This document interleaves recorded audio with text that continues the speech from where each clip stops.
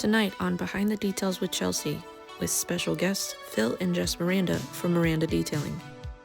That made a huge difference. Once we did that, we were finally we felt like a real business. We're like geriatric nursing home living room. We have like heating pads and, of course, the cat that comforts us. Gotta do what you gotta do to relax the evening. You're not selling this very well, Phil and Jess. Hey, this is the reality. This is genuine. Merry Christmas, everyone.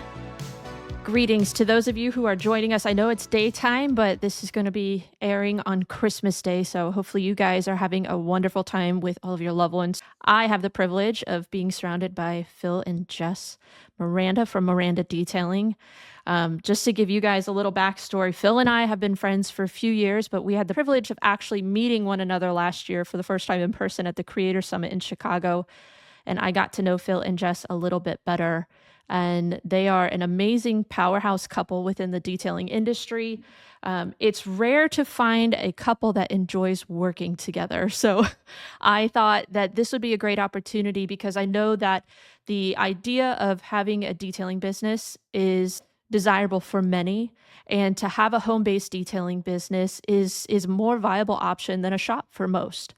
And especially if you are maybe a husband who is wanting to pull your wife in or a wife wanting to pull your husband in, I figured that they would be able to share a little bit of experience about how they've been able to work so well together and just some of the things that they've learned along the way with detailing, with having YouTube and social media channels, how they've grown their platform to what it is now. So Phil and Jess, welcome. Thank you guys for joining me. I wanted to Thank you. jump off right off the bat. And if you guys would be so kind as to kind of just share with us a little bit of your story. How did you guys meet first and foremost before we even kind of get into the whole detailing aspect? Yeah, so it was back in 2001 that we met. And we're actually both ministers. We were going door to door in a Bible ministry work, and we met in a kind of a training school for that back in 2001. And that's when we first met. And after that, it was kind of dating for 2 to 3 years, and then we got married in '03. So yeah, 2 years. Um, but I mean, since then, we were working together all the time in secular work. Her family actually had a painting business up in Vermont, Okay. um, doing interior painting of the ski condos like Killington and Pico, if anyone's familiar with those mountains up in Vermont. So we actually worked together there as well, doing painting with her family. So I mean, that's where we initially met and kind of started our working relationship as well. So we always just kind of worked together really, really well. So her family had the painting business. What is it that you did before you started into detailing, Phil? So I think one of my first jobs was actually cleaning. I was basically a janitor at Cabot Creamery. So like the famous Cabot cheese. Yeah. I lived only like half hour or less from the actual factory where they made the cheese. And a friend of mine got me a cleaning job there. So I was literally mopping floors, vacuuming offices, and cleaning. So um, that was my first official job. And then I only did that for a few months. And then I worked retail at a small bookstore called Walden Books back in the day, which was owned by Borders. And I worked retail there for a few years until we met. I think it's very interesting. I even started off kind of in cleaning offices. I started off as a housekeeper for the Bible college that I attended. I feel like a lot of people have a similar background, and that gives them such a step forward for interior detailing, hmm understanding chemicals and things like that. It's a great segue into this field. So I just think that's a really cool observation. Yeah, she did house cleaning as well. Yeah, I did house cleaning since I was like 12. Yeah, I Wow. started really young. Yeah, and up until yeah, quite a few years. I worked at a grocery store for a little while, but then I went back to house cleaning. Yeah, we actually did house cleaning for a little bit when we were married also. And then when we moved here, we had a few houses that were cleaning kind of with the detailing business as we are growing it. Okay. Yeah. So take me into, you've now met one another and you said 2001? Yeah. Okay. Yep. You And then married dated, in 03. okay, so you dated 2 years, got married. So then when did you have the idea beyond just like cleaning houses or things like that? Like what catapulted you into the detailing industry? So it was really out of necessity, and we had no idea what we were doing in the first place.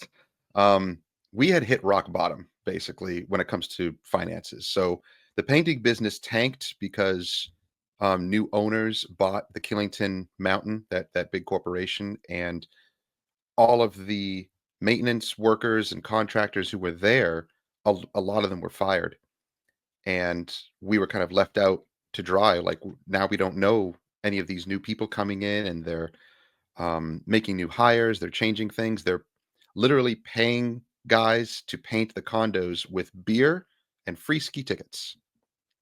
So how do you compete with that? So the business just kind of tanked. Like the family business just dissolved basically, and it was a struggle. So in amongst that, we were just still doing house cleaning, but that's barely making enough. Yeah. Um, and then I was job hopping, doing all sorts of stuff. I worked for H&R Block doing taxes for 2 seasons. I was like a maintenance handyman guy for a friend of mine who had a masonry business. We did all sorts of stuff, just jumping around. Like we cleaned a post office for a couple of years. Like it was just a lot of just jobs that just trying to scrape by. Um, and we even bought a house, which we had no business owning a house at the time, and had like 2 vehicles. Like, what do we do? So Dave it was, Ramsey would think your priorities were a little off. oh yeah, oh yeah, living on credit cards. Yeah. Also, we're living on credit cards. Well, how old Um, were you guys at this point? How young were you when you were married? I We're was 20s. Yeah, I was 21. She was I like was 23. 23. Okay. Yeah, we were just kids. We Yeah. didn't really know what Yeah. we were doing. So mid 20s was like everything crashed in mid 20s for us, and that was like 2006 or 7, something like that. Okay. Um, So right before the housing market kind of goes yeah, blah. yeah. We bought and sold 2 homes within that time period, within like a 3 to 4 year time period. The first house was good. We actually made money. We flipped it, but then we were careless with the money. As any like early 20-year-olds would be, careless with the money, bought a vehicle cash. Like we were just like, woohoo, money. It was not smart. In retrospect, of course, we're like, man, we should have not done that. But we made mistakes and we learned from them. But it was when we owned the second house in the middle of winter, we lost like all of our jobs. Like we had nothing, no Mhm. money coming in, living on credit cards. Where it was like 30 plus grand in debt. And that's when we're like, now what are we going to do? We need to get out of here. We need to get out of here. So that's when we plan to move. But even like in the middle of that too, and we're trying to like figure out what to do for work. A good friend of hers had a mobile bumper painting business that was run in Burlington, Vermont. So all the dealerships up in Burlington, Vermont, it was like Burlington is like the biggest city in Vermont, basically. It's not saying much, but the biggest city in Vermont, and tons of dealerships, car dealerships up there. And he had this great business that he would go to dealerships and actually repair their bumpers like on the spot, with a trailer set up and like a paint system and a spray booth. Like basically it's all outside spraying, clear coat, base coat, all that. So I learned how to do that, and I did that for 2 years. So that's really how I learned a lot of automotive stuff about polishing, about paint, about clear Okay. coat, about painting cars. Um, so in our minds, we were like, okay, this is a really great business. Let's see if we can duplicate this business and just move out of the state to a warmer area where we can have a longer work season. That was our initial thinking and mindset and goal. So we did some research. We settled with Virginia because it wasn't Florida. We didn't want to go to Florida. It was too hot. And we're like Carolinas or Virginia. And we did research and settled in Virginia and Richmond area. Because at the time, and even still now, it's just the economy is pretty good here. Yeah. Nice longer summer season, and cars don't rust out down here like they do up north. It is a So beautiful area. I'm a yeah, little jealous. Yeah. Yeah, I mean, it's crazy. It's so I mean, just the other day we were washing cars with, t-shirts on. It was warm enough to do that. It was nice. Um, but, from that background of doing the bumper painting and learning all of that, that's when we're like, all right, let's move and let's try to start that business. But that business we found out was a huge startup cost because you had to get the trailer, you had to get the paint system, which itself was at the time like 20 grand to get all of the tints and all the equipment to do it. So while doing the research for trying to start that business, I stumbled across detailing and I showed her, I'm like, look what these guys are doing. It's a mobile setup where they're washing cars. Like, we can do that. We know cleaning. Yeah. Why don't we just do that? So that's really how it kind of began, was just kind of stumbling upon it. And then YouTube at the time was just kind of, in its infancy when it comes to training videos like that and people Hmm. showing what they do for work. And very, very few videos back then for detailing, but there were a few that we watched. Gary Dean was one that we watched, that he did a lot of stuff that we to this day still kind of, copy. And Larry was getting his start back then too on his channel. Ammo NYC. Yep. Yeah, yeah. Auto Geek forums, like I was on Auto Geek forums, so Mike Phillips, learning from him, and Jason Rose at the time, he was working for like McGuire's and Auto Geek and all of that. So a lot of those guys that are big in the industry now, Yeah. that we know of, they were all doing different things back then, working for different companies, but same knowledge, excellent knowledge. And I would show her stuff. I'm like, look, this is how we can do this and this and this, and then we just practice it, and learn how to do it. So that's basically how we got started with detailing as the business. What were some of the difficulties that you guys encountered in your first few years? Begging for work. Doing like anything to try to get business. Did you guys have a website at that point, or Mm-hmm. any sort of social media that you were pushing work through? Because I know you're big on social media. Like, have you been that way from the get-go, or is that something that you had to develop over the years? Definitely had to develop over the years. Yeah, at first we had the website. I actually did our own website, had it for years. I actually designed ourselves, and I just had another company host it and do that. But our website really made a big difference. That was the one thing I knew that we had to have. And then once we had that up, I learned how to do like the Google My Business profile thing. That was, Mhm. still viable back then, still is now. Um, Did you guys and do I anything with like the Nextdoor app or anything like that? I don't even think we had Nextdoor back then. We did No? Groupon. We did Groupon. That's Okay. what really When got us on the Groupon map. Yeah. Exactly. Yeah. When Groupon first started, they were good because they only focused on one business per city, which was crazy. It's an awesome concept, and they eventually got oversaturated and kind of went away from that concept. If they brought that back, actually, it would probably benefit a lot of people. But it was kind of a last ditch effort because the first year we almost failed. We almost went home because that was the toughest thing, was getting customers. Yeah. I mean, we were going from office park to office park. Office parks down here are actually really good. We would go to these like plazas where you had all these like either lawyers or financial advisor people, all these little office parks, and we would just go and park there and literally go door to door and try to drum up business. And we got a few customers from that. We had some Mhm. regulars that we'd go back, but we were charging $25 to wash a vehicle and vacuum a vehicle. And we're spending like over an hour on a vehicle because we're practicing and trying things out and really trying to like detail when that really shouldn't have been detailing. That should have been just washing. Yeah. So the customers were happy. Yeah, for But $25, who wouldn't be? You're 25 coming to bucks. me, you're doing Yeah, the interior. exactly. And that first year we're like, this isn't cutting it. Like, we can't do this. And that's when I talked to a few other detailers. I reached out to a few of them and they're like, you can't do that for 25 bucks. Like, they were telling me like, no, no, no, no, no. You got to do detailing. You got to bump it up to 100, 200 plus and do full details. Learn how to do those and just cut out your basics. And that's what scared us. We're like, but we're not going to get anybody. That's the fear that every Yep. detailer has when starting, I've is if been you there do too. that, yeah, then you're not going to get customers. Um, it was a combination of the timing of Groupon and shifting our business and our mindset to just doing larger jobs, larger, ticketed price jobs. Um, but Groupon did teach us a lot.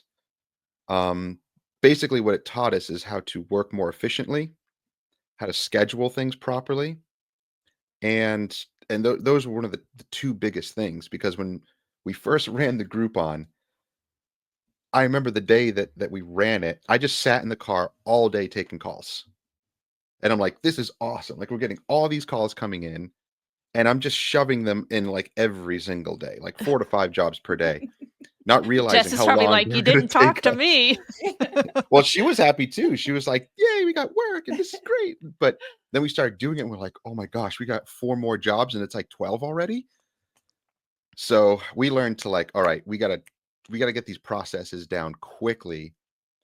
And the first couple of weeks was rough, but then I started to like stretch things out and learned how to talk to people, like getting their address first and saying, "I can't give you a time of day yet. We got to, make the route for the day and then the day, before the appointment." Like all of that came into play because of the urgency of it. Like we're kind of thrown into it and we learned from it. The first couple of weeks were crazy. And then we were able to like iron out the finer details and finally get our schedule the way that we wanted it to be. And then it was good. Then we had like days open to fit other customers that were calling and they were like, "Well, I don't care about the Groupon. I want other services you offer." So that was good. That would fill in, those other days. Um, and we make more money because we didn't get paid a ton from Groupon because of the way that they structure Hmm. their percentages. Yeah. But it got us on the map. Our website was getting thousands of hits within that week. And I soon realized that's really what did it. Because the Groupon customers faded out. Like we maybe had one or two that we had, maybe until we had moved here, until I stopped mobile, 4 years ago or so. And we still had a few, customers from that. Um, but it was the traffic to the website that made the biggest difference that I realized. Because then our website was like ranking all over the top organically without any ads or anything. That was the huge benefit of Groupon at the time, was it actually helped your website rank organically and you were still getting customers. So it didn't feel like you were just paying for stuff because nothing was paid out of pocket. Um, but they did take half of your profits basically. Gulp. Yeah. Yeah. Yeah. But you can use that the half that they take you use as a deductible, for Hmm. advertising basically. So it's not complete money lost. So there's a little bit of a sacrifice, but you can quickly regain it by realizing that you're going to get traffic from the website, getting so many hits and other people calling that don't want the Groupon, but they want your services. So that made a huge difference. Once we did that, we were finally like, we felt like a real business after that. So it was like the second year that it finally took off and we learned a lot. And then it was just, climbing from there, refining things, being faster, introducing polishing, coatings, um, and that made a huge difference. I feel like the goal for most detailers, they're always just like, if I could get to ceramic coatings, that's where the real money is going to come in. Because as much as mobile detailing, you have the convenience of kind of being in and out, and you can do those. I don't want to say basic details, but in a way, kind of basic. You have to work harder for more money sometimes.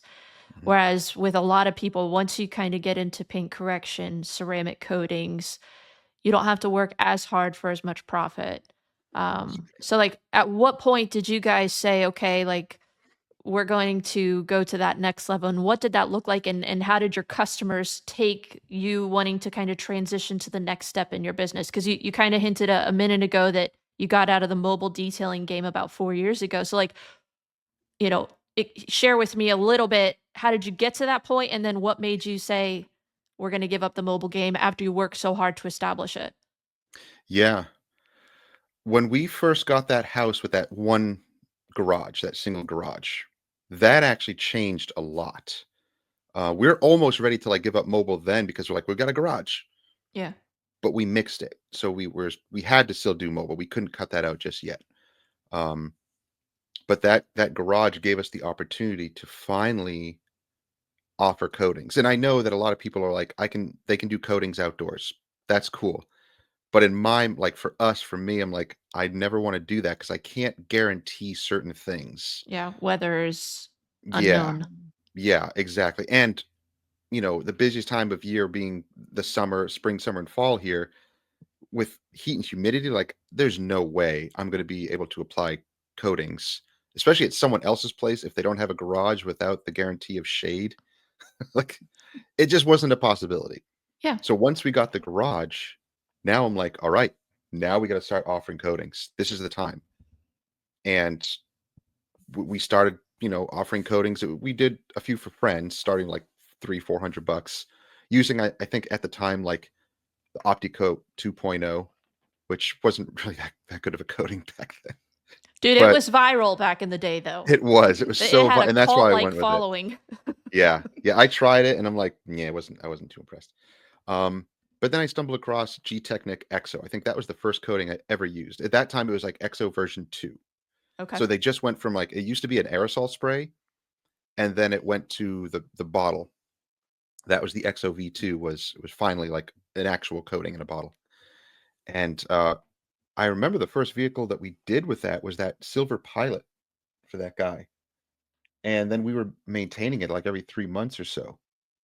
And we were blown away. We're like, wow, like this is what a coating does.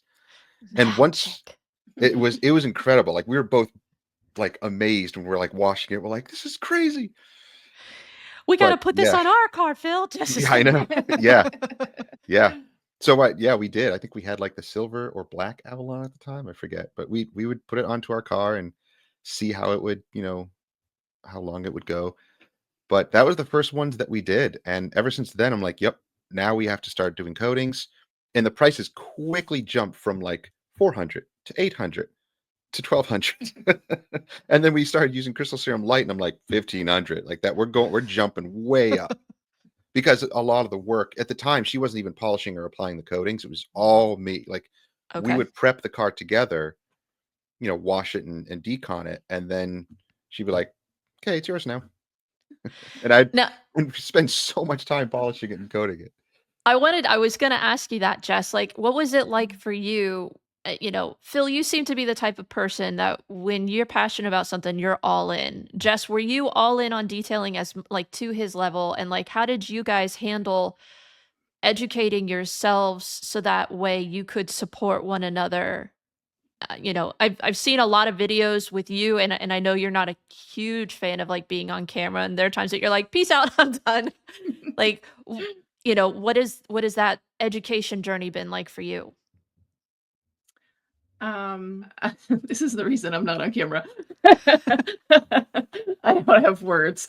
One of the main reasons that I started like polishing and helping coat is because, like he said, like he'd be in the garage until like 9 o'clock at night, and I'm like by myself. So I decided to just have him teach me, or I just started practicing polishing and doing the coatings. We would like split the car down the middle, and I'd polish half, he'd polish the other half, and then we'd split it and both coat. Was it ever that a worked. race? Oh yeah. Of course. Who won? She She would win, Yeah, he's way more meticulous than but me. I'm more meticulous. I'm like, did you do that? Did you skip that part? Did you do that? I can see that. I can totally see that. But it's good to have someone like that, I think, to counterbalance you, because in times as detailers where we can hyper focus on the little things, like even my husband doesn't detail with me, but he'll come out and he's like, "You've been in the same spot vacuuming for like an hour." He's like, "Move on. I can't see anything. The customer's not going to see anything." And I'm like, "There's sand." And he's like, "Move on." So having Yeah. someone like a Jess in your life probably to keep you sane is good. Oh yeah. So Oh yeah. Yeah. I mean, so we both will, point each other's mistakes or things that we missed, or, like I'm not good with glass because I'm like, yeah, I clean the glass. And then you go back over it and you're like, mm-mm. And I'm like, are you sure? Like, am I just not? And I I'm don't. not good with vacuuming at all. That's Yeah. his thing. I'm like, it looks good enough to me. No. You can do the pre-vacuum and he can fine tune Oh, it. she's not gonna No, vacuum. that's not my thing. I mean, if I had a Right. choice, I wouldn't vacuum either. Oh, yeah. No. So when it came to getting your mobile detailing business to where it was at, like what kind of inspired you guys to say, all right, we're ready for that next level. Let's transition out of mobile detailing and just do stuff here at the shop or at the garage. It was COVID. Yeah. That's Okay. basically what kind of forced us to do it. Yeah, we moved into this house Yeah. with the bigger garage. Is it a That was- 2-car garage? Yeah, Okay. that was It's like a in- fake during 2-car garage, but 2020, so it was Yeah. right in the middle. right in the middle of it. Yeah, right in Yeah. the middle of it. Okay. But I mean, we wouldn't have been able to get this house. This is not just our house. Like, we live here with my parents. So my dad retired in 2019, 18 or 19. And they had a house that they were taking care of their parents, like my mom's parents, until, they passed away. But they took care of them in their old age. That's kind of our family thing. We all try to take care of our aging parents. And they struggled a lot. Like, my parents struggled, even though my dad had a good job, and it wasn't financial struggle necessarily. It was just emotional and just draining, and taking care of, aging family members with sicknesses. But they realized that they need to kind of prepare for the future, because their parents didn't really prepare for the future when it came to, like, taking care of them. So my parents were very proactive, and they approached us and were like, I think we want to sell this house in Boston that they were living at the time, and let's buy a house together and make things easier for both of us, cheaper for both of us. We can get a nicer house than either of us could get on our own. And that way now we're set financially. And when, they get older and have health problems, we're here to help and take care of them. So that's really the whole goal, the initial goal of all of this. And we found this place. And that was our um, thing that we had to have with a house was, couldn't be too far away, not out in the country too much, paved driveway like we have, big garage to be able to work out of. So there were some, necessities that we had to have, and big enough place that we can actually split. So we actually split this place upstairs with our own living space, and they have their own living space downstairs. But all that just kind of happened within really short time, like 3 months, 4 months. It was fast. It was really, really fast. And when all of that just happened, that's when, we started to make the decision. We're like, well, lots of changes. Let's make some changes. And even here with COVID, it was weird because we were still doing mobile, but we were getting a weird vibe from some people, and like, wherever we would set up, like sometimes we'd go to workplaces and set up, and people around us would kind of stare at us, or it was a different thing, not staring like, "Ooh, I want to get my car done." Almost like, "What are you doing? Like, you You're shouldn't be like, I'm working." essential. Leave me alone. Yeah. Yeah, we were so freaked out at that time too. I'm like, I Yeah. can't stop working. You can't just tell people to stop working. Yeah. So we just muscled through it.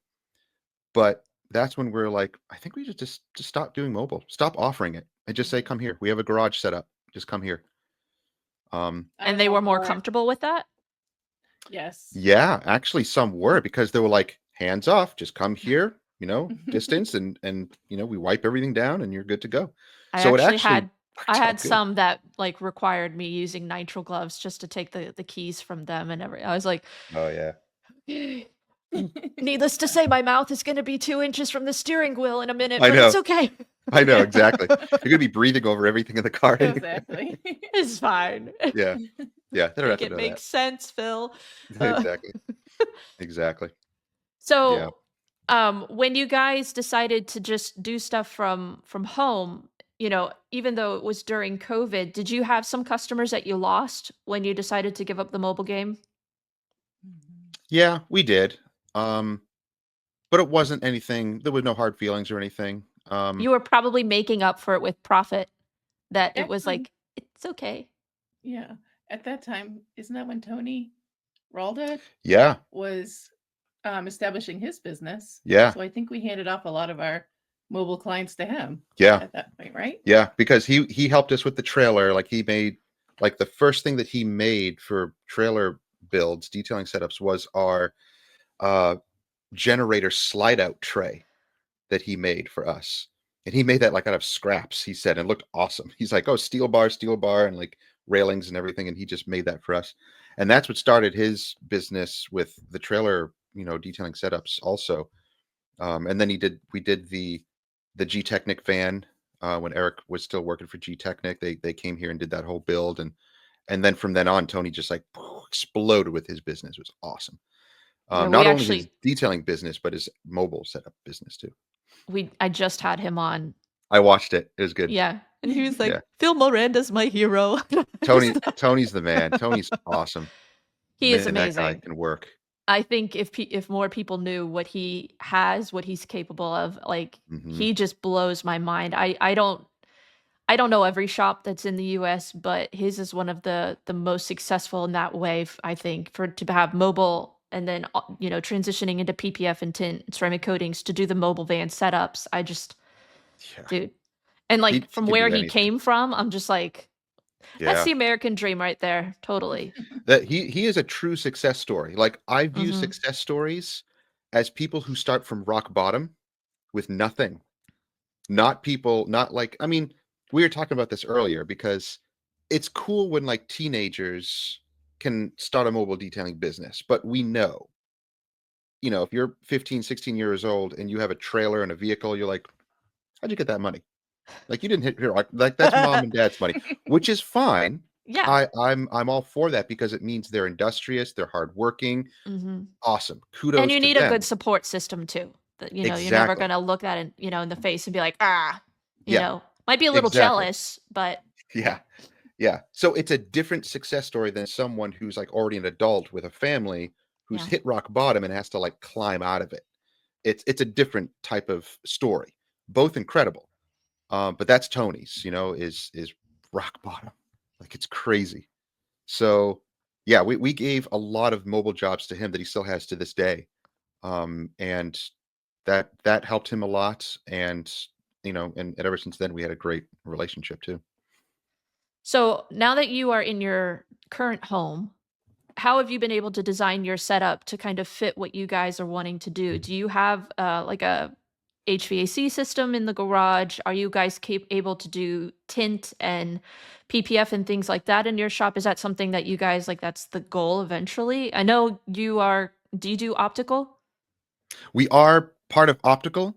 Okay. We've only done like one full job, not a full wrap job, but like a full hood and a bumper on a little Mazda MX-5, I think. Like basically a little Miata. That went okay. We tried to do like a truck, like a black truck. That didn't go so well. Yeah. I had to actually call the customer. I'm like, sorry, like we can't do this. We're supposed to do like the hood, and it had like all this stuff. I'm like, I don't have the experience for this. So I call that one, but we can still do small stuff. I'm going to still do like maybe headlights. I can do a whole hood. The hood is the easiest thing to do if it doesn't have any emblems or anything, any other parts that have to be removed. Super easy to do. B pillars, stuff like that. But tinting, window tinting, nah, I never really thought about getting into that. We have streamlined our business to the point now where we only work like 3 to 4 days a week, and typically only in the morning, sometimes till like 3 or 4 if it's like a bigger job. But most of our jobs we're done in the morning. In the afternoons we're like free. And we do that on purpose because we're like, we don't want to overwork ourselves. We don't want to pile things in anymore. We just don't need to. Yeah. We've lowered our expenses so much. We're not in debt anymore. Praise God. I know. Finally. It's finally. And we're not always smart about our money. We do like to spend. We like to shop. We love Amazon. I see love those Amazon. electric bikes. I see the trips. You guys We got the enjoy ATVs. life, though. Like exactly.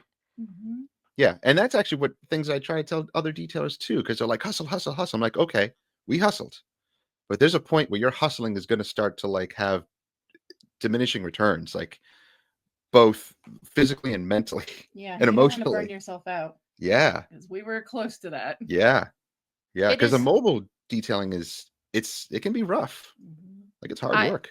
I mean, I'll be honest, I've never aspired to be a mobile detailer because I see the grind. I know how difficult it is. As a solo female, there was always security as like a concern in the back of my mind.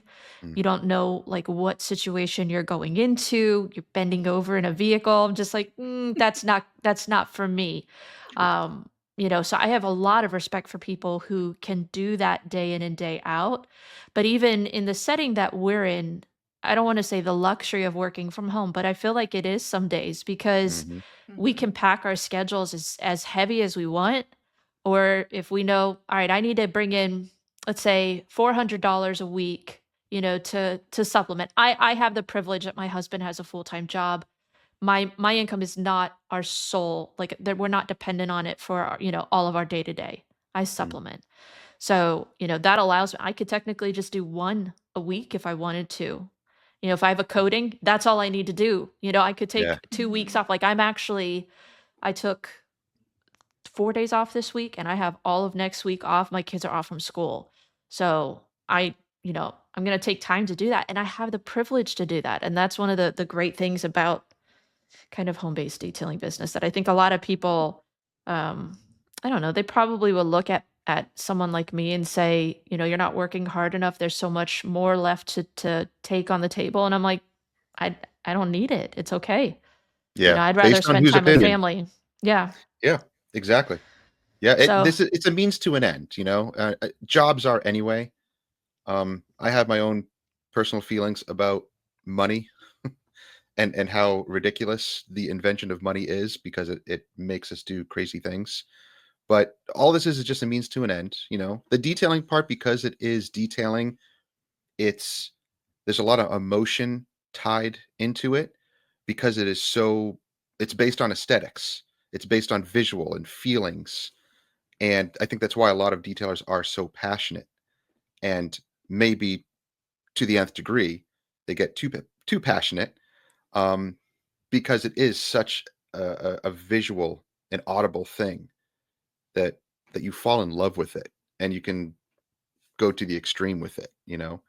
I think that's why a lot of maybe those with ADD and OCD kind of gravitate towards it because of the tangibleness of it and the yeah. visual beauty of it and everything.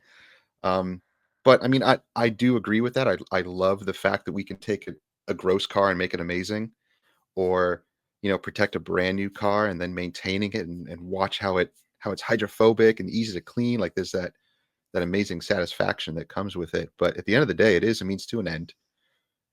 And now that we're in a position that we don't have to hustle, we want to enjoy like our midlife, you know, but we don't have to worry about trying to struggle to live anymore. We've done that. We did that in the prime of our lives, struggling financially and everything. So now that we have the opportunity to work less and make more, we're going to take advantage of it and actually enjoy life more. Go e-biking, go ATVing, go out to eat and shop if we want to and enjoy that because we hustled for a long time to get to this point. The hustling Well, is over for us right now. you're hustling some ways in different ways now though because True. you have social media and that's a Mhm. hustle in and of itself. Yeah. So can you guys share a little bit like what made you guys say, maybe let's put our information out there, let's start teaching it, kind of share with me the evolution of Miranda detailing online, and what you guys have kind of learned through that process, how it pertains to your detailing business. Yeah, I was inspired by a few YouTube detailers that I learned so much from. Alan from AM Details was one of the foremost ones because I would watch his stuff religiously because he taught a lot. It wasn't just showing cool cars. It was actually teaching you processes and like chemicals, and it was so much knowledge that guy would throw out in his videos. I mean, his channel was so underrated. It's crazy. White Details also. And these are like all UK based detailers too. You But like there were people with accents, don't you? Oh, they're so much more enjoyable to listen to. I would agree. Us I love boring American accents. Heather from Auto Care HQ. I could watch her videos all day just to listen to her talk. Yeah. Yep. Yep. So a lot of those guys I took inspiration from, modeled some of my videos after too. But our idea to start social media, and especially YouTube, because we were doing Instagram, but it was very simple, but a little before and afters and stuff on Instagram. But I'm like, let's take it to YouTube. Let's see what we can do. And it was such an awkward beginning because I remember like trying to find the right camera and the right audio. And we went through so many crappy cameras and things like that to try to get the right video and the right feel and style and all that. And it wasn't until I finally had to break down and spend, a few $100s to get a nice camera. Um, and then we started filming ourselves. And we wouldn't talk or look at the camera or anything. It was just The before hand. and after durings and yeah, brushes and stuff and like that's and music and that's it. No talking, no faces, nothing. So it was like faceless. And Jess then we was started. probably really comfortable with that. Oh yeah. Mhm. Oh yeah. She's like, don't show my face. And I'm like, I know. I don't want to show my face. I'm gross right now. It is sweaty. Yeah. Yeah. It's like it's not pretty when we're mobile detailing. It was so not pretty. Yeah, that's why people don't have the camera on their face as they're doing the work. It's on the work. You don't want to look at their face. It's gross. But eventually we started, like, I wanted to explain more what we were doing because we were getting more and more questions and comments, and they want to know, like, well, how do you do this and how do you do that? I'm like, man, I think I need to explain more. I should talk more. And then just kind of started from there. Then I would start doing intros and actually start talking to the camera and just get comfortable with it. There's a lot of footage in the beginning, probably terabytes of footage that never made it to the internet. I'd like look at it on the computer. I'm like, no, trash, delete, gone, and Now, just start over. do you have a background in kind of content creation, or did you just learn everything on the go? Learn everything on the go. I watched a lot of videos about camera, audio, what to do, how to start the YouTube channel, what to talk about, how to like do all that stuff. I watched a lot of it. Like Think Media is a big channel. They would do camera reviews and like show you how to set up audio in your camera and the best lighting and all that stuff. I just it was YouTube learning from there. So I learned a lot about how to make the videos, from them. Just like, what part do you play in the social media channels? Do you help as far as with editing, or is that pretty much Phil's baby? It's all Phil. I don't think I would do it good enough for him. I'd be He's a little interested. bit of a perfectionist. I'd be interested just to see if she were to do a short one day, like what your creative side would look like. Wait, I did do one. I You did did? one when he was out of town with Jason. Remember when you were in North Carolina teaching? Uh-huh. I did do a video on my own. Remember? I filmed it. I didn't edit it, but I actually did it Oh! Like, by it's myself. on this. No one will know. Oh, I do No, remember that. You I set up the think you published camera. it. I did. Oh, I do Yeah. remember that. I detailed a car by myself, like Chelsea. I felt so proud of myself. That's right. You set up the camera and everything. I looked I at the did. footage. I'm like, okay, this is really good. I She just just wanted edited to it. prove to you she could do it more than I did. anything. Yeah, that's right. Oh, now I want to go back and find that video. We're gonna find it it. was We're gonna hot. we're gonna put it. It I was know, hot out. I It know. was like August or something. It was really hot. Yep. So yeah, I didn't look good. It was But hot and your sweaty. your channel is over 50,000 subscribers right now, Phil. Where are you at on your Yeah. YouTube channel? Yeah, I think it is. It's almost 60. It's almost 60,000 right That's now. awesome. I know you were Yeah. struggling earlier this year with some algorithm issues. Did you ever Ugh. like figure out like how to get past that wall? Not really. I actually did a lot of research on it, and unfortunately, a lot of social media right now is oversaturated. And I think YouTube, they say they don't have problems, but they have problems. It's because of the oversaturation that they don't know what they're doing as far as the definition of their platform, because they tried to go all TikTok style, because TikTok made their way, Vine, TikTok, Mhm. and all the viral stuff that's just kind of fluffy and fake and just entertainment and all that. People like to watch that, but they burn out on it too. And now YouTube is like, no, now we want genuine, now we want real. And they say they're changing their ways to, try to filter out AI stuff and filter out just entertainment and fake stuff. But if they do that, that'd be great. But their new thing is trying to focus on, genuine people and reality and not overproduced videos and things like that. And I'm like, that's our videos. Like, what's going on? Yeah. So Yeah. our channel was great. Like the first 2 to 3 years, it was just climbing fast, and then it plateaued when they made that change and they changed the algorithm. And they even changed, and I watch a bunch of other YouTube channels, from detailers to like gaming channels to all sorts of different channels. And I found a common denominator. They were all like, what's happening to our subscribers? They're not getting notifications anymore. And I found out that YouTube, this is a very weird thing. Um, YouTube was getting complaints from people. I don't know who these people are, but enough complaints of too many notifications in their emails and too many notifications of new videos popping up. So what YouTube did across the board was they took every single channel and changed everyone's subscriber notifications to dynamic or custom instead of all. So if you chose, subscribe, all Yeah. notifications, in my mind, that means you want to get notified. No matter how many notifications you're getting, you want all Yeah. them all so as not to miss those things. But YouTube went ahead and just changed them all to like custom. And then people were like, "Are you still making videos?" I'm like, "Yup, still making them like every week." And they're like, "I missed like a year's worth." I would agree. I haven't seen your I actually had to go in and be like, has he made a video? You do one a week? One a week. Like I've been doing one a week forever for like Hmm. 6, 7 years. And I even get all of your notifications. That's crazy that you say that. Yeah. Yeah. So a lot of people are saying like they forgot that they didn't realize we're still making videos. Hmm. So I'm telling people like just click subscribe, like unsubscribe and subscribe again, and then hit notifications and all again. And they said you kind of had to do that for any of your channels that you want to get all your notifications Huh. back on again. So kind of a silly decision for YouTube to kind of do that across the board. To people who weren't complaining, now it messed up their channels, and even I don't get notifications for like anybody else's channels anymore. So I have to go back through and like hit the notifications and hit all over again to kind of reset it.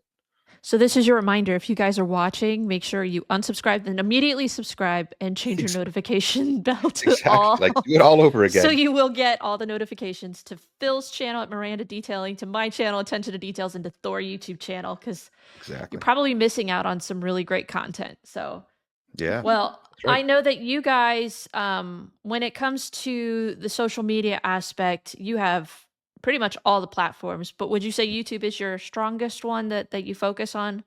Yeah, Do you feel like definitely. there is something in focusing on one versus spreading yourself so thin that you do all things okay, but one thing really well? Like, do you feel like there's truth to that? Or do you feel like there's Absolutely. benefit in Instagram and in TikTok? Because personally, I have customers saying, I found you on YouTube and they're coming to me from YouTube. Like, do you feel like Mhm. one platform versus another has influenced your business? Yeah, YouTube actually has. Within the first year of doing videos, we were having customers choosing us, like calling us and literally saying, "I saw your video and I chose you because you had the video." And that was when they started seeing our faces and hearing us. So they kind of had the upper hand. They were meeting us before we were meeting them. Mhm. And I think that gave them kind of a sense of security and confidence. And yeah, we definitely got customers. And we still to this day, they're like, "Oh yeah, I watched your video on coatings and stuff, and that's why I chose you." So it definitely works for marketing. But I focus on YouTube and Instagram secondary. TikTok I got rid of. I'm annoyed with it. Um, It might be Facebook I'll banned still do stuff. anyways. Yeah, exactly. I'm like, that's useless to me.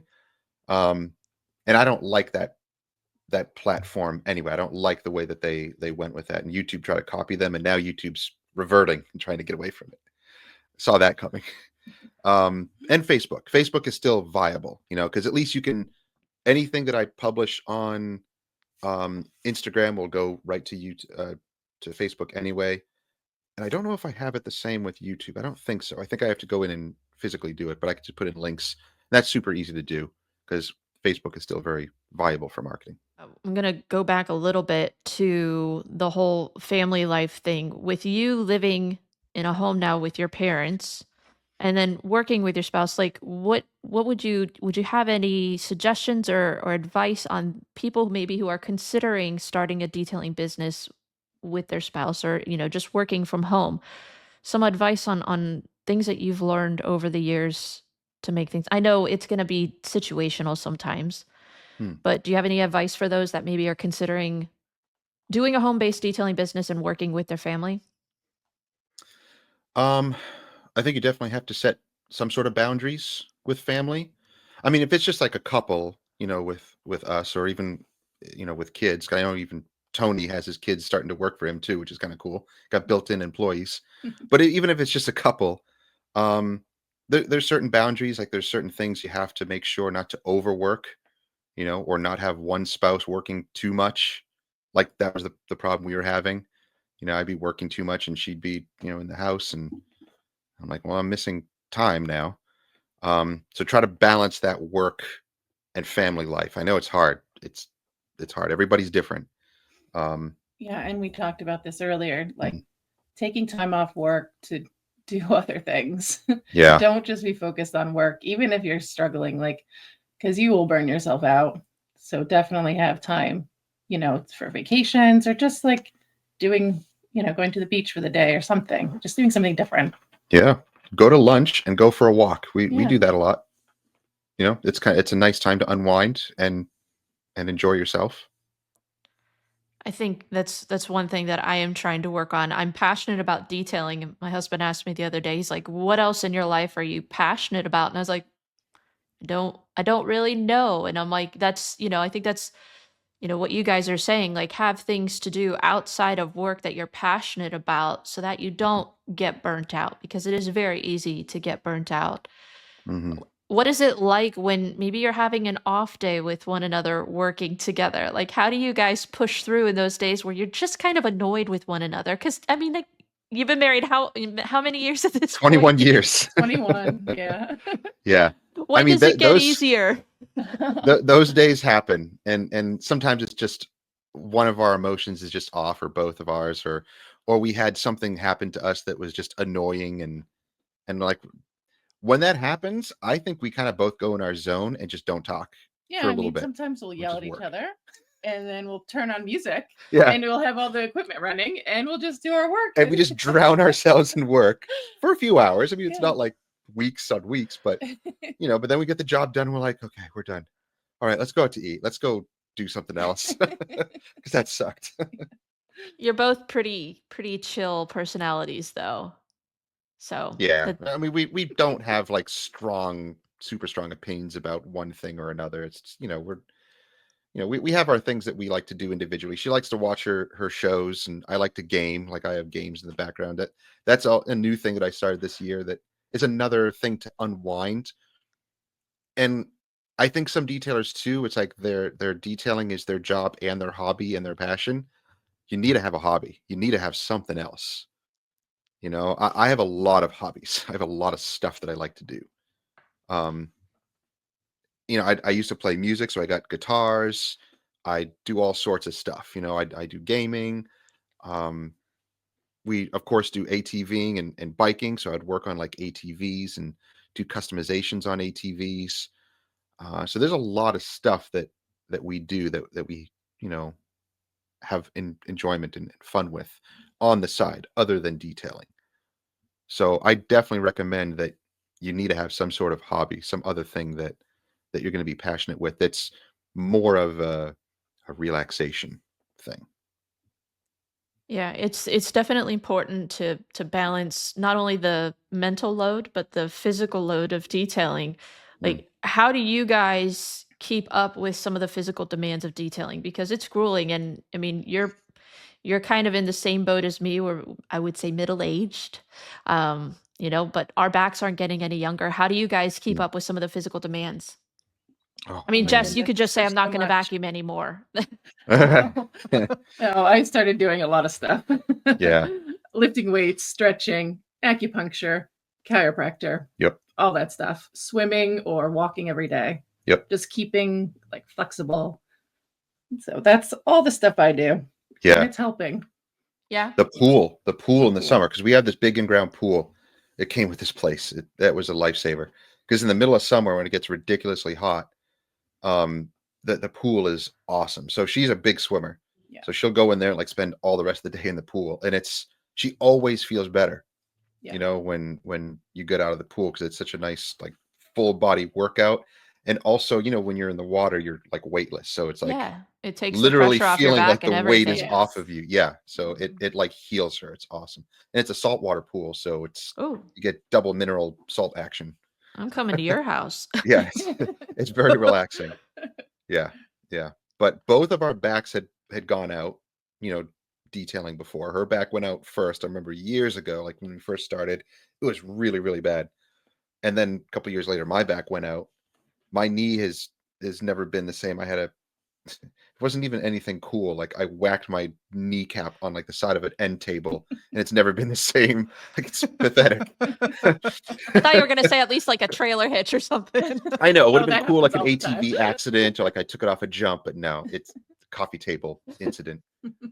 So, but yeah, it's like we both had some injuries like that now we're just like we baby ourselves. Like And we we don't. learned also, that's right, when we get dehydrated, Oh, you have yeah, to stay hydrated or your back, that's when your back went out. yeah, that's true. Coconut water, natural, unsweetened coconut water made a huge difference. Yes. Yeah, it like instantly replenished you. Like we were doing the energy drinks and like the vitamin water, all that junk is garbage. All sugar and bad salts. Once we switched to coconut milk, we're like, oh, it's like a healing elixir. Like you take a couple of gulps of it and then like ice cold water, and we're energized. All right, let's keep on going. It was awesome. Good tip. I'm Yeah. gonna have to remember that. My husband loves kind of like the liquid IV drinks when he does HVAC because he's in attics that are like over 140 degrees, and it doesn't matter how much water he drinks, he comes home and his muscles are just so cramped up, and that Yep. has helped him. But I don't like the taste of them, so Yeah. Yeah. And even with coconut water, it's you have to have it ice cold. Once it starts to get warm, it gets gross. And then chase it with water, you know, but it's the electrolytes and all the good natural stuff in it that makes a difference. But yeah, we learned to baby ourselves and not, you know, work too much where our backs are going to go out, or, you know, things like that. So that's kind of a learning process that you learn with your own body, like how much it takes, and babying any injuries that you've had. Oh yeah, and our heating pads. We're like geriatric nursing home living room. We have like heating pads and, you know, of course the cat that comforts us. Yeah. Hey, that's awesome. gotta do what you gotta do to relax in the evening. You're not selling this very well, Phil and Jess. Hey, this is the reality. This I mean- is genuine. Like you said, we're middle-aged. We're middle-aged, yeah. Yeah. So that being said, like what motivates you guys after all these years to keep going? Like what is the plan for you guys, you know, in let's say next 5 years, 10 years? Like, you know, as hard as this is this something you guys see is going to be your retirement? I mean, man, it's so hard to try to make decisions like that because of the times and the economy and all sorts of crazy stuff going on. But I mean, we are workers. I mean, since we're young, both of us have just been workers, you know, laborers, I call ourselves. We're tradespeople. So honestly, we're probably going to work until we're old and we can't work anymore. Yeah. That's just the reality of it. But things like social media and maybe even teaching, because we do the, you know, a little bit of teaching and training.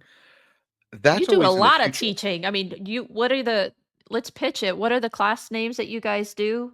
The detailing workshop. Okay. Yeah, so that's the detailing workshop is something that is just one-on-one training. So it's not a big classroom setup. It's just one-on-one. And I find that to be a little bit uh less intimidating for some people, because they're like, I don't want to be in a classroom. I don't want to be in a mix of other people, because sometimes things can get a little bit diluted that way. You don't get to ask the questions that you want. Things are like too fast paced where you're like, well, I wanted to spend more time on this subject and now I can't because they're moving on to another subject. I mean, some people can learn in that way. And sometimes it's just meeting other people and talking to people that it's kind of the fun part of that training. But our training is literally like hands on. So you come here and you spend the day with me and ask any questions you want. I got products, I got tools you can use. Like you can literally go through our shop and be like, well, I want to use this polisher with this pad and like show me what polishes and compounds work and bring your own vehicle if you want, or I have test hoods that you can work on and literally just put hands on tools and learn stuff. And it's only us, there's no other people to compete with, and we have the entire day. So it's not competing with any people. It's less intimidating. And people always love it. At the end, they're like, this was awesome. I love that I had you like all to myself with no distractions.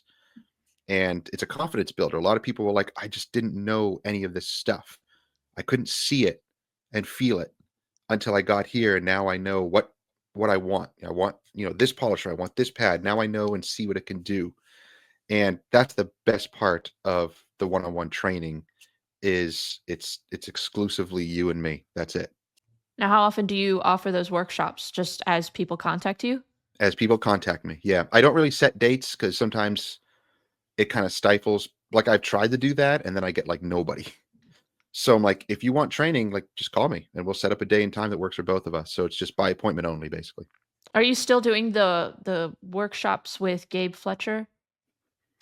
No, not anymore. He's done a few changes with his shop and Okay. he's really busy. He's actually kind of shifted into his own detailed growth business where he's doing a lot of marketing stuff, which is really good. I actually need to get in contact with him. I saw him a couple of weeks ago at Tony's. Tony did a training.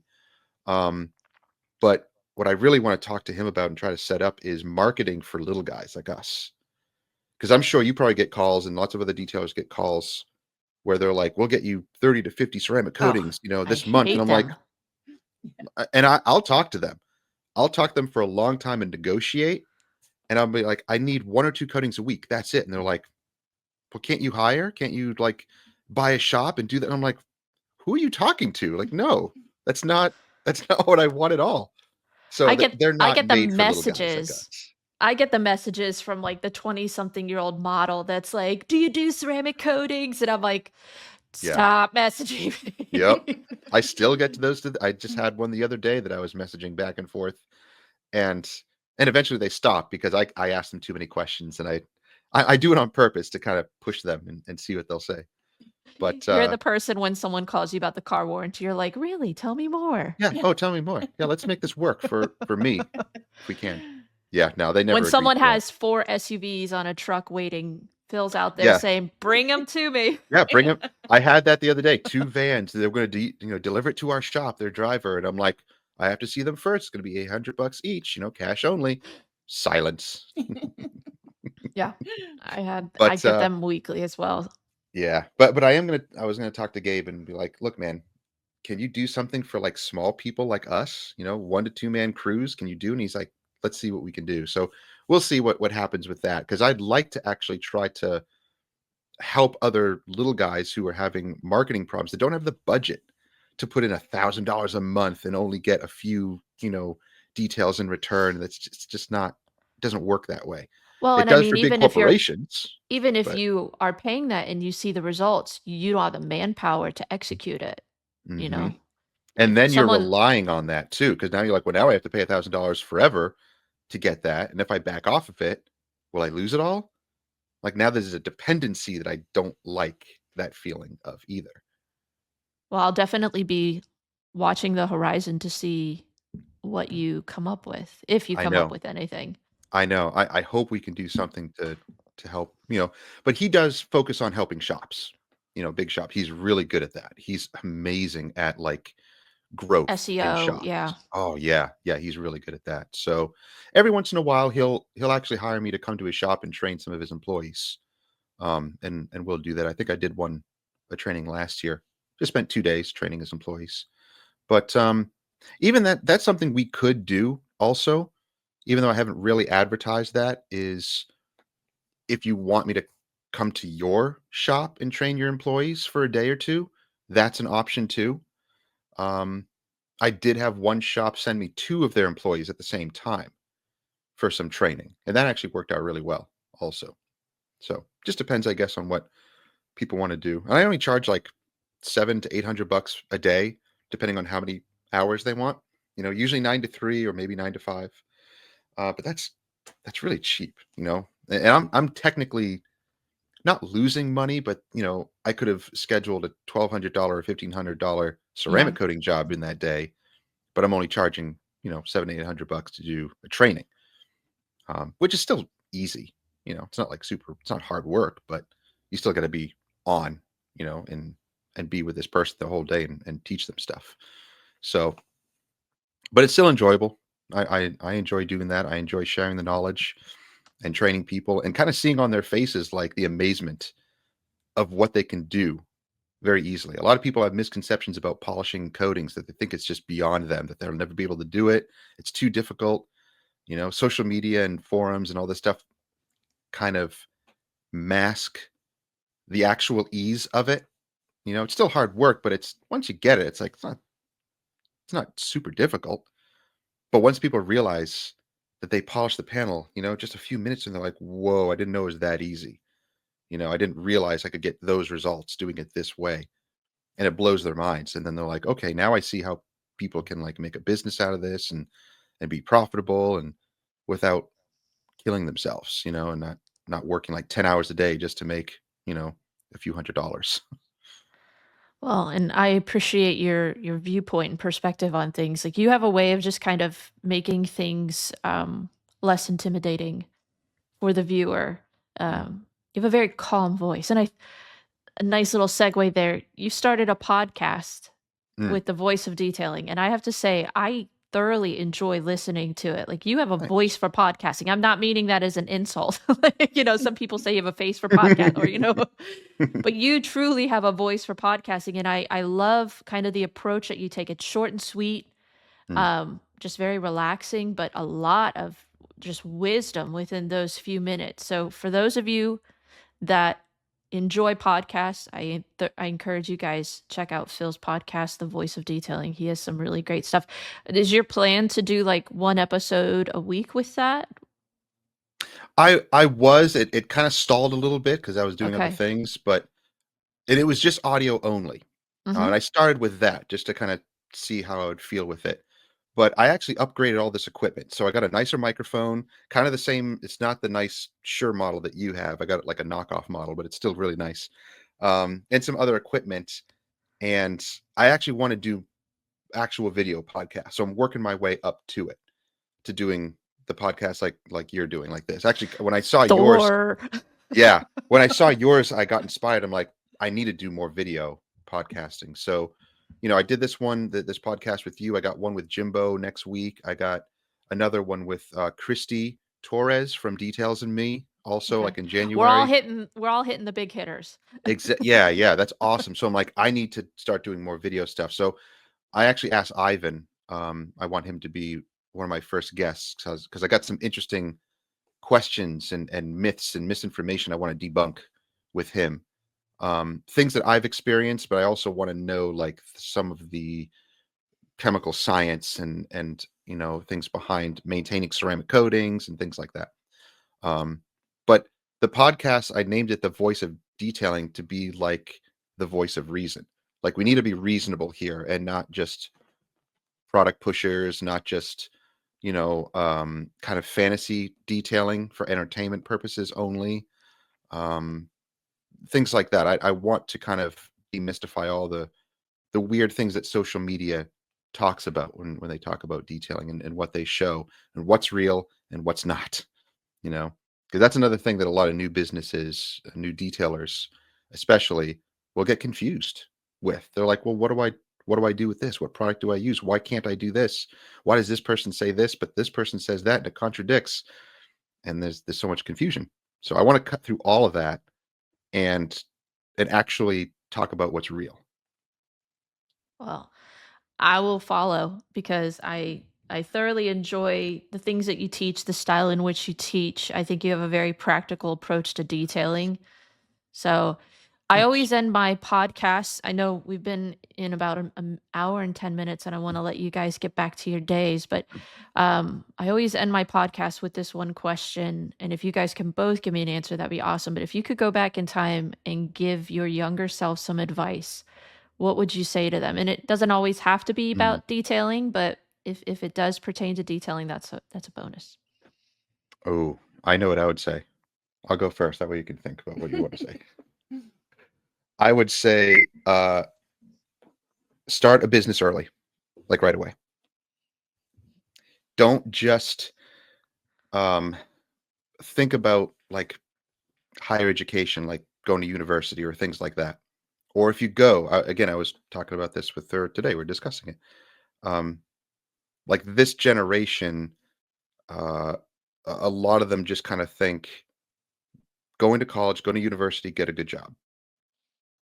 And that to me is a very it's a commercial because they were kind of brainwashed to think that way. Even my generation was kind of brainwashed to think that way because there's so many people of my generation that I know personally that have gone to college and they just didn't have any focus. They just went and they're like, I don't know, I got some degree in something, or they didn't even finish anything and they just went there and there's no focus, a lot of time wasted, a lot of money wasted. So to go back and talk to myself, I'd be like, if you're going to go to college, which I didn't, but if I were to do that, go there and specifically get training to start a business, your own little business, and go from there. Like, don't worry about what other counselors or people are saying about businesses and growing like this big corporation or getting a good job at some big corporation. Don't do that. Start your own business, and it might be a struggle, but do that, and the future will be much much better working for yourself that way. There's struggles, there's pros and cons, but definitely the pros outweigh the cons. What about you, Jess? Were you able to come up with anything? You're so much more long-winded than me. It doesn't have to be wax poetic. Um, I think for me, don't get into debt if you can. Try really hard. I mean, obviously, if you're starting a business, you need to sometimes take loans, but just be very careful how you spend your money and what you're getting yourself into, and make sure that it's worth it. Like obviously, if you need to get a car loan, you need that. But yeah, just be careful because that stays with you for a long time. Mm-hmm. Yeah. Yeah. Oh, I didn't mention we had to file bankruptcy. Yeah. That's right, to get rid of some of that debt, and that hurt. That Yeah. really hurt. Like that was in the beginning of for our years. business. Yeah, That Yeah. lingers. it Yeah. does. I mean, it's been over 10 years. It's like a probably scarlet letter oh, sometimes, Mhm. it's still on there. They said it would go away after 10 years, 7 to 10 years. No, it actually, I think things have changed. Like some of the laws have changed within that time period, and it lingers. It's still on there. So, but I mean, like I said, we hit rock bottom. We had to get out of it, and we're like, yeah, what, how can it get any worse? Like, might as well just do this and just start from scratch, start all over again. So, yeah, the not spending money frivolously is definitely some of the best advice. That goes with me. That's why I said, like, start the business early, so that you have something to work from when you're young. Well, I thank you guys so much for sharing your story, sharing some of the things that you have learned along the way. I know that there are so many different approaches and ways to go about starting a detailing business, but hopefully you guys have been able to take something away. Maybe for those of you that are looking to have more education in detailing, I encourage you guys to reach out to Phil. He's one of the best in the industry with educating. So thank you guys for your time. Thank For you, those of you, oh, my honor. For those of you that have been watching and are subscribing every week, next week we're really excited. We're going to have Ivan LaCroix on, and he's going to share with us a little bit about the man behind the mustache. He's one of the most recognizable faces within the detailing industry, but we're going to have a closer look at kind of what helped make him and shape him into the man that he is now. So hopefully you guys will tune in next week for that episode. It'll be Wednesday, 8 p.m. Eastern Standard Time over at the THOR YouTube channel. But Phil and Jess, thank you guys so much. I wish you a very Merry Christmas. And we will be seeing you guys online. So thank you guys for tuning in, and we'll see you all in the very next podcast. Take care. Thank you.